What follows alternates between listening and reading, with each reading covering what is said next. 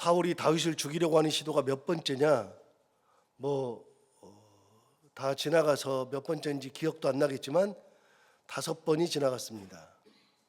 6번째 죽이려고 했던 시도가 또 있었는데 그거는 단창으로 그를 벽에 박아서 죽이려고 했었죠. 귀신 들려서, 악령이 들려서, 하나님께서 부리시는 악령이 들었기 때문에 그렇게 한 겁니다. 그렇게 5번, 6번의 시도가 지나가죠. 그래서 다윗이 급하게 자기 집으로 들어갔는데, 그렇게 집으로 들어갔을 때 그걸 본 미갈이, 자기 부인 미갈, 사울의 딸이죠. 미갈이 정확하게 알았습니다. 이제 더 이상은 여기에 살 수 없다. 우리 아버지 사울이 내 남편 다윗을 죽일 거다라고 하는 것을 정확하게 알았죠. 그래서 더 이상은 이곳에 함께 살 수 없다는 것을 알고 일단 도망가야 한다고 생각해서 다윗을 창으로 해서 내려서 도망가게 했습니다. 그렇게 도망을 가게 해놓고서는 이제는 곧 있으면 아버지 사울이 내 남편 다윗을 죽이기 위해서 군사를 보낼 거라는 생각을 하게 되죠. 그래서 어떻게 했느냐? 오늘 본문에 의하면 자기 남편이 가고 나서 자기 남편 침상에다가 우상을 가져다가 침상에 놓고 머리카락을 만들어야 되니까 염소털로 머리카락을 만들어 가지고 해서 이불을 덮어 놓았죠. 그래서 전령들이 보고 그냥 갈 수 있도록 그렇게 한 겁니다. 미갈이 살려준 겁니다. 여러분, 미갈이 이렇게 살려줘요. 그 얘기는 이제 살려주는 얘기는 좀 이따 하고, 그 13절을 보시면 이렇게 말합니다. 미갈이 우상을 가져다가 침상에 누이고 염소 털로 엮은 것을 그 머리에 씌우고 의복으로 그것을 덮었어요. 그래서 침상에 마치 누워서 자는 것처럼 꾸몄죠.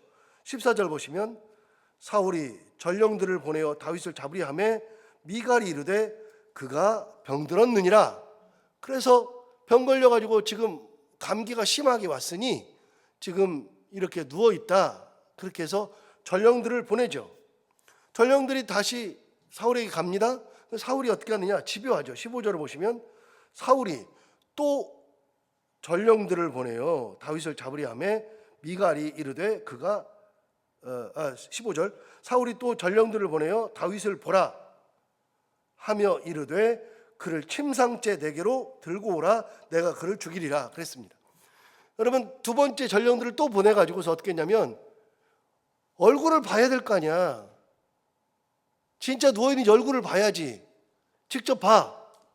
그리고 얼굴 본 다음에 다윗이면 침상째 들고 와. 그러면 너희들이 못하니까 내가 죽일 거야. 사울이 얼마나 집요한지 아시겠죠? 사울은요 끊임없이 다윗 죽이는 것에 인생을 다 소비했어요. 그렇게 인생을 다 소비해요. 그러니까 남을 미워하는 것이요, 그게 인생을 소비하는 거예요. 제가 지금 말씀드리는 거는 심리학 얘기를 하는 거예요. 심리적으로 심리학자들이 하는 얘기가 남을 미워하는 것이 인생을 소비하는 거라 그래요. 인생을 갉아먹어요. 미워하는 만큼 여러분 남에게 상처를 주잖아요. 상처를 주면은요 그 사람이 상처를 받아요. 우리 많이 경험하잖아요. 내가 누구에게 상처를 줘요. 그럼 그 사람 상처를 받아요. 막 심한 말을 해요. 심한 말에 상처를 주죠. 그럼 그 사람 상처를 받잖아요. 그러면 상처 줬으니까 나는 마음이 후련하냐? 그럴 수도 있는데요. 상처를 주잖아요. 반드시 내 마음에 상처가 있어요. 여러분, 남한테 상처를 주면 행복해요? 내가 상처를 줬어. 내가 저 사람 힘들게 했어. 그러면 여러분 행복해요? 안 돼요, 그게. 인간은 본성적으로요, 남에게 상처를 주는, 남에게 이렇게 긁잖아요. 남의 속을 이렇게 긁잖아요. 내 속이 긁혀 있어요.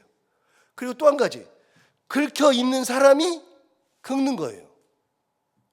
그래서 건강한 사람은요, 내가 건강하잖아요. 그러면 상처를 안 줘요. 이유 있어요. 여러분, 어떤 사람이 상처를 안 주냐면요, 보세요. 나는 누가 뭐라 그래도 괜찮아요. 예를 들어서 이런 거예요. 내가 우리 반에서 공부 1등이에요. 1등.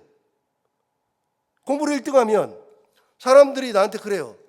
야, 쟤는 뭐 애가 왜 이러냐. 그래도 나는 1등이라는 자부심이 있어가지고 누가 나한테 얘기를 해도 안 긁혀요.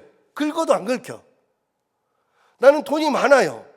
그러면 내가 막 누리는 것도 많아요. 그럼 누가 무슨 말을 해도 잘 안 긁혀요. 그럼 나는 내 삶에 자부심이 있어요. 나는 건강해요. 근데 누가 뭔 말을 해도 나는 잘 안 긁혀요. 사람은요, 내가 상처가 없는 사람은요, 긁히지가 않아요, 잘. 근데 상처가 있는 사람들이 긁히고. 여러분, 언제 가장 많이 상처를 받는다 그랬죠? 제가 말씀드린 적이 있는데, 사람이 가장 많이 상처를 받을 때는 이제 기본적으로 여러 타입인데, 기본적으로 누구한테 상처를 받느냐, 그거는 다른 건데, 누구한테 상처를 가장 많이 받냐면 가까운 사람한테 상처를 많이 받아요. 가까운 사람한테. 가장 가까운 사람한테. 그래서 가장 가까운 사람한테 조심해야 돼요. 그런데 어느 때 상처를 가장 많이 받느냐? 진실을 얘기할 때라 그랬잖아요. 나는 거짓말 안 했어. 나는 진짜를 얘기한 거야. 여러분, 진실을 얘기할 때가 가장 상처를 많이 받아요. 예를 들어서 다리 저는 사람한테 쟤는 다리 절어. 우리끼리 얘기하는 거예요. 쟤는 다리 절어. 진실이죠. 다리 전다는 얘기를 하면 상처예요. 옛날에 곰보 있었거든요. 제 친구들 중에. 쟤 곰보야 그러면 싸웠어요. 진실을 얘기했잖아요. 거짓말 아니잖아요.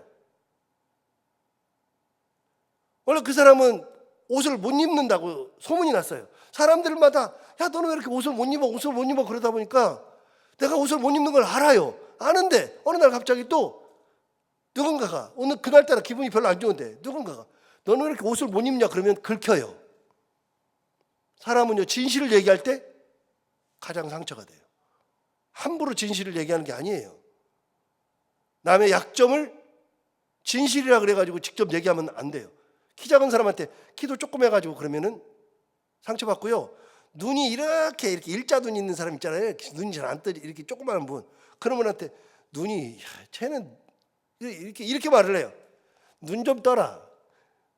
너 이렇게 눈을 감고 다니냐? 그러면 상처예요. 그래서 여러분, 사람들은요, 진실을 얘기할 때 상처를 받아요. 사울은 왜 이렇게 상처가 많아요? 이유가 있어요. 하나님 앞에 버림받았거든요.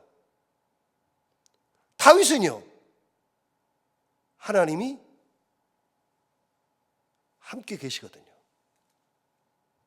그게 상처예요. 사무엘이 떠나갔거든요. 사무엘이 떠나갔는데 다윗은 사무엘과 사이가 괜찮아요. 하나님의 은혜 가운데 있어요. 그러니까 상처예요. 여러분, 모든 것이 사울은 다 긁혀요. 전부 다 싹 다 긁혀요. 그러니까 다윗이 없어야 돼. 네가 없어져야지. 어떻게까지 나와요? 야, 침상째 들고 와. 다윗 확인되면 침상째 들고 와. 아프다고? 아프니까 들고 와. 내가 죽일 거야. 여러분, 이제는 자기가 죽인다는 말까지 아예 하잖아요. 죽이라고 들키기도 했지만. 그래서 가서 봤더니, 들춰봤더니 다윗이 없잖아요. 여러분, 16절 보세요. 16절 보시면 이렇게 말하잖아요. 전령들이 들어가 본즉 침상에는 우상이 있고 염소털로 엮은 것이 그 머리에 있었더라. 다윗은 이미 도망갔으니까요. 전령들이 와서 말을 해주죠. 그러니까 사울이 미가를 불러요. 미가를 불러서 물어봅니다. 17절 보십시오. 사울이 미갈에게 이르되 너는 어찌하여 이처럼 나를 속여 내 대적을 놓아 피하게 하였느냐. 자기 딸한테 말하는 거예요. 너 다윗이 내 대적이잖아. 대적인데 어찌하여 이처럼 나를 속여서 대적을 피하게 하느냐.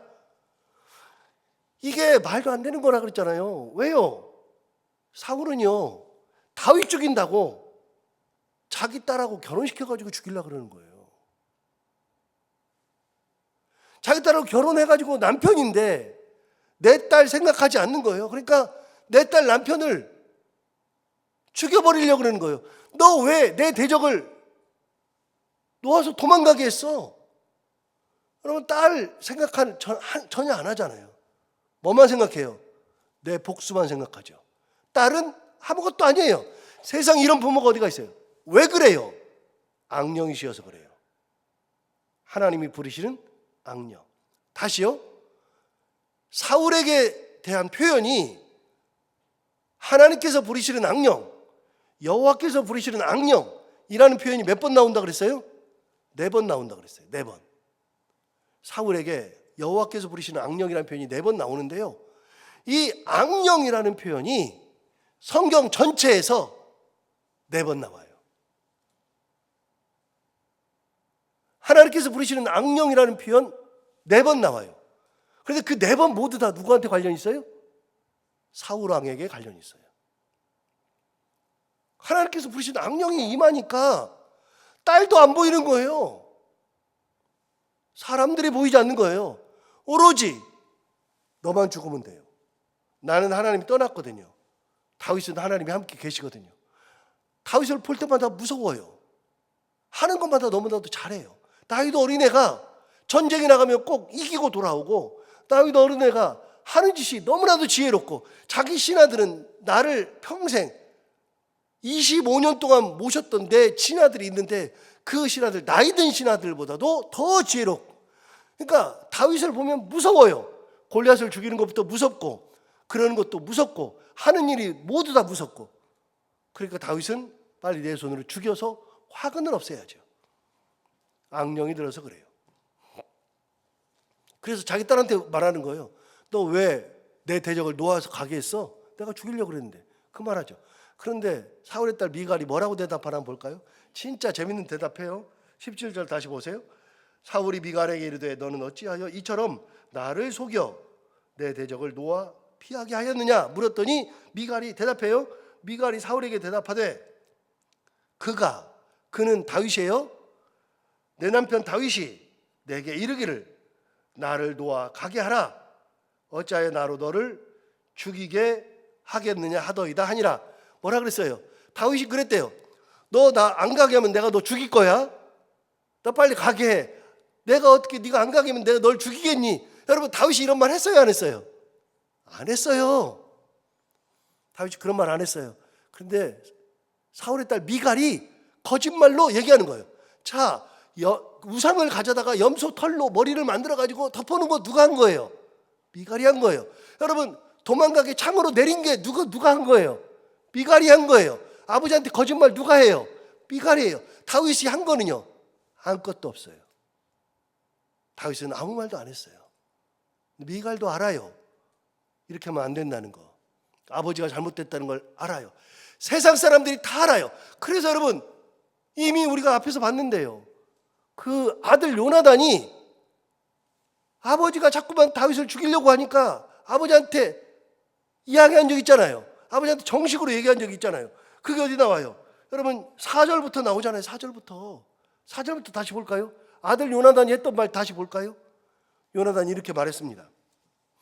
아버지한테 너무 답답하니까 이렇게 말했죠. 4절에 요나단이 그의 아버지 사울에게 다윗을 칭찬하여 이르되 원하건대 왕은 시나 다윗에게 범죄하지 마옵소서. 여러분, 아버지가 아들에게 아버지 범죄하지 마세요. 그 말은 뭐예요? 다윗에게 그렇게 하면 아버지가 죄 짓는 겁니다라고 얘기하는 거예요. 세상에 그렇게 말할 때 기분 좋을 아버지가 어디 있으며 기분 좋을 아들이 어디 있어요? 그런데 아버지가 죄 짓는 거라고 말해요. 계속해서 말해요. 그는 왕께 득죄하지 아니하였고 그가 왕께 행한 일은 심히 선함이니이다. 다윗은 아버지한테 다 좋은 것만 해줬잖아요. 어떤 거 해줬어요? 다윗은 아버지에게 이 나라가 망할 때 골리앗을 이기게 해주고, 전쟁터에 나가라고 하면 전쟁터에 나가주고, 아버지가 귀신 악령이 들렀을 때 그가 수금을 타서 아버지를 정상으로 바꿔주기도 하고 하는 것마다 다 그렇게 해줬는데 다 선한 거였는데 왜 아버지는 죽이려고 하세요? 누가 하는 얘기예요? 아들이 하는 얘기예요. 아들이. 5절에도 이렇게 말했습니다. 요나단이 말합니다. 그가 자기 생명을 아끼지 아니하고 블레셋 사람을 죽였고, 제가 한 말이잖아요. 여호와께서는 온 이스라엘 위하여 큰 구원을 이루셨으므로 왕이 이를 보고 기뻐하셨거든. 그때는 왕이 진짜 기뻐했었는데 아버지가 옛날에 기뻐했잖아요. 그랬거늘 어찌 까닭 없이 다윗을 죽여 무지한 피를 흘려 범죄하리 하시나이까. 이렇게 말했죠. 요나단은 직접적으로 아버지에게 그러면 안 된다 그랬어요. 아버지한테 직접적으로 대놓고. 미갈은요 그렇게 안 하고 자기가 창으로 달아내리고 마치 아픈 사람처럼 꾸미고 시간을 벌어줬죠. 그리고 아버지가 부르니까 다윗이 그렇게 얘기하던데요. 안 가게 하면 죽인다고. 그런 거짓말도 자기가 다 해내고. 자, 여기서 답이 나오죠. 사울이 아무리 해도 안 되는 거예요. 자기 자식들마저 아버지를 이해 못해요. 이게 몇 번째냐? 6번째예요. 6번째. 그렇게 집요하게 죽이려고 해도 다윗은 머리 털끝 하나 해함을 받지 않아요. 그래서 로마서에 그렇게 말했어요. 하나님이 우리를 위하시면 여러분, 하나님이 우리를 위하시면 누가 우리를 어찌 할 수 있는가? 어느 누구도 우리를 어떻게 감당을 못해요. 우리에게 할 수 있는 사람이 없어요. 하나님께서 위하시면 되는 거예요. 위하시면. 그래서 내가 하는 게 아니에요. 제가 어저께 영국에 있는 제 조카, 옛날에 여기 와가지고서 예배 같이 드렸던 조카가 영국에 있는데 그 영국 조카가 전화 와가지고 삼촌 그러면서 전화 왔어요. 전화하는데 그런저런 해요. 이 녀석이 이제 거기 가가지고 살아야 되니까, 영주권은 있고 살아야 되니까 거기서 가이드를 하는데, 가이드를 하면서 이제 사람들한테 가이드 왔으니 이제 사람 왔으니까 네가 가이드해 그러면 돈 받고 가이드하고 하는데, 거기 오래 있다 보니까 지가 차가 하나 있으면 좋겠더래요. 그 차가 하나 있으면 좋겠어서 그 차를 사려고 이렇게 눈여겨 보는데, 벤츠 V 클래스, 이게 그 9인승인데 벤츠 V 클래스가 1억 2천 정도 하는 차예요. 지가 돈이 어디 있어요? 모아놓은 돈이 조금 있긴 한데, 그러니까 돈이 없으니까 차를 살려고 그러는데 잘 안 돼요.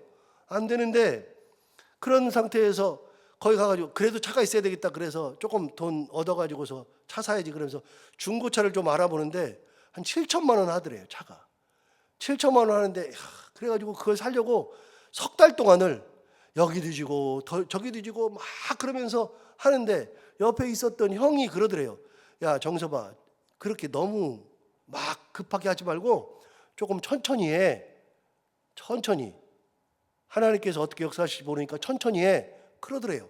그런데 자기는 차를 사야 되니까 급한 거예요. 그래서 여기저기 알아보고 나중에 살려고 딱 저 차야 그러고서 살려고 딱 하는데, 그런데 갑자기 그 형이, 야, 그 형은 차 살려고 하는 것도 모르는데 내일이나 모레쯤 살려고 하는 것도 모르고, 그 형이 갑자기 야 우리 한번 찾아볼까 그러고서 인터넷으로 찾아보는데 어떤 차가 떴더래. 그래가지고 그 차를 가가지고서 보니까 이 차가 살려고 했던 차보다도 훨씬 더 좋은데, 가격도 7천만 원 정도는 해야 되는데 6천만 원에 나왔더래요. 이게 뭐지? 그리고 차를 잘 봤더니 차가 너무 좋더래. 그래서 차를 샀어요. 그 차를 하루 만에 그냥 뒤져보고. 그러면서 제 조카가 하는 얘기가 그거예요. 삼촌, 제가 보니까요, 급하기는 저만 급해요. 하나님은 안 급하시더라고요. 삼세거를 아무리 막 빨리 살려고 여기저기 알아보고 여기 만나보기도 하고 차를 보기도 하고 많이 그랬는데, 그래서 내가 하려고 그랬는데 그 차보다도 훨씬 더 좋고 싼 차인데, 진짜 좋은 차인데 급하기는 나만 급하고요. 하나님은 안 급하시더라고요. 하나님은 때가 있더라고요. 제 조카가 하는 얘기예요. 저는 그걸 믿어요. 그러니까 제가 출애굽기 14장 13절 14절을 가장 좋아한다 그러잖아요. 출애굽기 14장 13절 14절. 여러분, 제가 몇 번 얘기하지만 홍해 앞에 섰을 때 모세가 했던 얘기예요. 너희는 오늘 가만히 서서 오늘 너희를 위하여서 행하시는 하나님의 구원을 보라. 여러분, 모세가 했던 얘기 뭐냐면 너희는 가만히 있으라. 저는 항상 머릿속에 가만히 있으라는 소리가 항상 귀에 들려요. 가만히 있어봐라. 하나님의 은혜 가운데 가만히 있어봐라. 하나님께서 너희를 위해서 일하시는 하나님의 구원을 보아라. 가만히 좀 봐봐라. 네가 홍해를 건너가려고 하지 말고, 네가 뭘 하려고 하지 말고, 뒤로 돌아 싸우려고 하지 말고, 지금 이렇게 최악의 순간일 때 가만히 있어봐라. 가만히 있으면 하나님께서 너희를 위해서 일하시는 너희 그 구원을 보라. 모세가 했던 얘기예요. 모세가 대책을 알았어요. 여러분, 모세가 홍해가 갈라질 걸 알고 그렇게 선포한 게 아니라 그랬잖아요. 모세도 몰라요. 그런데 하나 분명한 게 있어요. 하나님은 구원하신다. 하나님은 역사하신다. 그거 믿고 선포하는 거예요. 선포해놓고 보니까 홍해가 갈라져요. 14절에서도 똑같이 얘기했어요. 너희는 가만히 있을지어다. 제 조카가 어저께 얘기를 해주더라고요. 삼촌, 제가 보니까요, 저만 급하지 하나님은 하나도 안 급해요. 하나님 때가 되니까 하나님께서 가장 좋은 걸로 주시는데 저만 급했어요. 여러분, 하나님이 함께 계시면 그런 일들이 일어나요. 우리 교회도 그런 일이 있어요.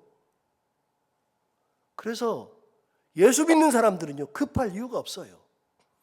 내가 뭘 하려고 할 필요가 없어요. 다윗이 뭘 안 해도 돼요.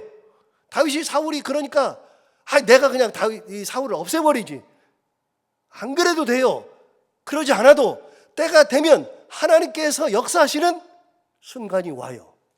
하나님께서 역사하셔요. 반드시. 그때가 오죠. 미갈한테 도와달라고 한 적이 없어요. 요나단한테 도와달라고 한 적이 없어요. 사람들에게 도와달라고 한 적이 없어요. 사람들에게 도와달라고 안 해도 하나님께서 역사하시면 하나님의 은혜가 반드시 임하고 하나님의 은혜 가운데 머리털 끝 하나 상하지 않아요. 다윗을 보세요. 6번째 시도, 그랬는데도 안 돼요. 자, 오늘 본문에 7번째 시도가 또 나오는데 간단히 볼까요? 여러분 18절에 보시면 다윗이 도망했어요. 이제 거기서 도망하죠. 도망해가지고 어디 가느냐? 18절. 다윗이 도피하여 라마로 가서 사울에게로 나아가서 사울이 자기에게 행한 일을 다 전하였고 다윗과 사무엘이 나요스로 가서 살았더라. 여러분, 라마로 가가지고서 만난 거예요. 여러분, 이 1장 가볼까요? 1장, 사무엘상 1장. 제가 옛날에 설명은 다 했는데 사무엘상 1장. 사무엘의 아버지가 어디 살았느냐? 사무엘의 아버지가 살던 지명이 나와요. 1장 1절에. 자, 1장 1절에 보면 에브라임 산지 라마 다임 소빔에 에브라임 사람 엘가나가 하는 사람이 있었다. 여러분, 라마 다임 소빔을 줄여서 라마라 그런 거예요. 그러니까 사무엘이 사울하고 헤어진 다음에 간 곳이 어디냐? 라마 다임 소빔으로 갔어요. 라마 다임 소빔이 어디냐? 자기 아버지 고향이에요. 줄여서 뭐라 그래요? 라마라 그랬어요. 라마. 자기 아버지 고향, 내 고향으로 간 거예요. 사무엘이 사울하고 찢어진 다음에 내 고향 라마에 살았어요. 그런데 오늘 가서 봐봐요. 18절 다시 보세요. 본문 18절에. 다윗이 도피하여 라마로 가서 사무엘에게로 나아갔어요. 그러니까 사무엘은 라마의 고향에 가서 살았죠. 다윗이 거기까지 찾아간 거예요. 거기서 사울이 자기에게 했던 말을 다 말했어요. 6번 나를 죽이려고 그랬습니다. 죽이려고 하는 거 다 얘기해 줬어요. 그러고 나서 18절 하반절 다윗과 사무엘이 나요스로 가서 살았더라. 여러분, 라마로 갔는데 나요스로 가서 살았대요. 자, 쉽게 말하면 이거예요. 여러분, 우리는 살고 있는 데가 어디예요? 무슨 동이에요? 암사동이죠. 암사동 사는데요. 암사동인데 여기는 무슨 구예요? 강동구예요. 그러니까 너 어디 살아? 그러면 저 강동구 살아요. 그래도 되죠. 암사동 살아요. 그래도 되죠. 저 라마 살아요. 그러면 라마 살아요. 나요스 살아요. 그러면 나요스예요. 여러분, 라마는 어디냐? 강동구. 나요스는 암사동이에요. 라마 나요스예요. 강동구 암사동 살아요. 그 똑같아요. 그래서 라마에 가가지고서 나요스로 가서 살았다. 그래서 그 다음부터 보세요. 19절 보세요. 19절에 보면 이렇게 말했어요. 어떤 사람이 사울에게 전하여 이르되 다윗이 라마 나요스에 있더이다. 라마 나요. 강동구 암사동에 있습니다. 그 말이죠. 22절도 보세요. 22절에도 보면 이렇게 말했어요. 이에 사울도 라마로 가서 세구에 있는 큰 우물에 도착하여 물어 이르되 사무엘과 다윗이 어디 있느냐? 어떤 사람이 이르되 어디 있다 그래요? 라마 나요스에 있나이다. 23절 사울이 라마 나요스로 가니라. 그래서 여러분, 사무엘 얘기할 때는요 라마 나요스예요. 라마 나요스. 강동감사동. 거기 가서 사무엘을 만나가지고 사울이 했던 말 다 얘기하죠. 다 얘기하고서 라마 나요스로 가서 살았어요. 같이 있어요. 보세요. 여러분, 사울은요 사무엘을 너무 좋아하고 사무엘하고 같이 있고 싶어요. 그런데 결국은 헤어져요. 왜요? 하나님이 떠나니까요.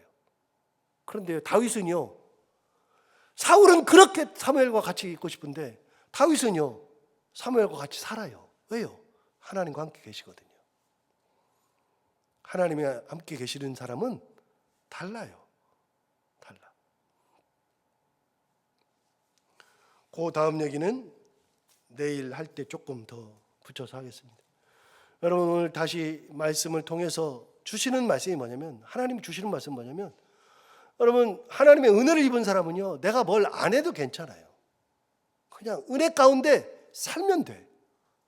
은혜 가운데 하나님께서 일하셔요. 하나님께서 뭔가를 하셔요. 어제 우리 주일 설교하고 똑같잖아요. 다니엘이 끌려갔죠. 끌려갔는데 다니엘이 끌려가가지고 뭘 했어요? 아무것도 안 해요.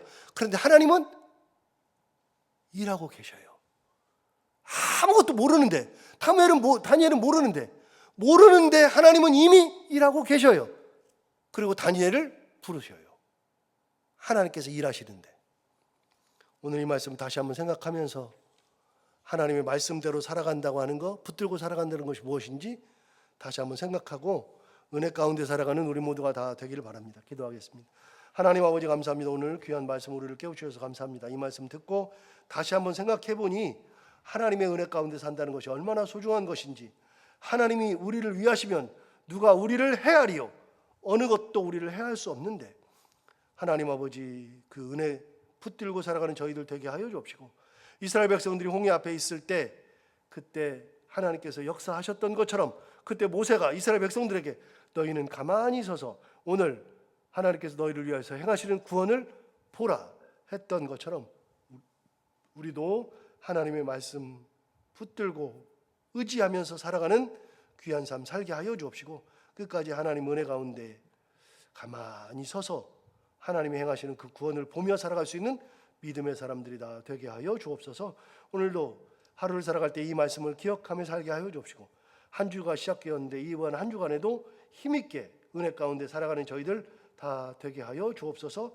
오늘도 아버지 하나님, 기도하러 나온 사랑하는 성도들 한 분 한 분의 기도를 다 들어응답해 주옵시고, 해야 되는 것들 기쁨으로 잘 감당하고 만나는 분들과 함께 웃고 행복한 하루가 되게 하여 주옵소서. 예수님 이름으로 기도하옵나이다.